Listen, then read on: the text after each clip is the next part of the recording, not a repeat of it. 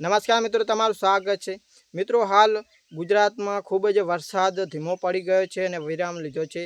ગુજરાતના સમગ્ર ગુજરાતમાં વાદળછાયું વાતાવરણ છે અને પવનની ગતિ 19 થી 25 કિમીની સ્પીડ ઝડપમાં છે, જેના લીધે હાલ ઉનાળુ પવન ફૂંકાઈ રહ્યો છે, જેમાં હાલ ક્યાંય વરસાદ ભારે નોંધાઈ નથી રહ્યો, પરંતુ જો આ સમયમાં જો વરસાદ પડે તો ખૂબ જ લાભદાયક બને છે, ખેતી માટે અને ધરતી માટે પણ ખૂબ જ ઉપયોગી બને છે। અને આ મઘા નક્ષત્રનું ખૂબ જ પાણી ગુણવત્તા અને અમૃત સમાન ગણવામાં આવે છે।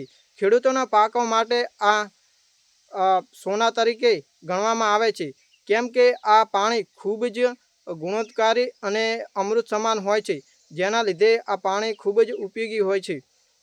ત્યારબાદ મિત્રો, વરસાદની વાત કરવા જ્યારે 22 તારીખે ગુજરાતના ભાગોમાં પ્રવેશ કરશે, ત્યારબાદ 23 ઓગસ્ટથી 31 ઓગસ્ટ વચ્ચે દક્ષિણ ગુજરાત, ઉત્તર ગુજરાત, મધ્ય ગુજરાત અને સૌરાષ્ટ્રના ભાગોમાં સામાન્યથી ભારે વરસાદ નોંધાઈ શકે છે, જેથી દરેક ખેડૂતોને નોંધ લેવી કે હવે આગામી 5 દિવસ પછી ગુજરાતમાં સાર્વત્રિક વરસાદ નોંધાઈ શકે છે અને આ વરસાદ અમુક ભાગોમાં પડશે અને અમુક ભાગોમાં નહીં પણ પડે, જેથી આ કોઈ મોટી સિસ્ટમ ન હોવાથી આવું બની શકે છે મિત્રો।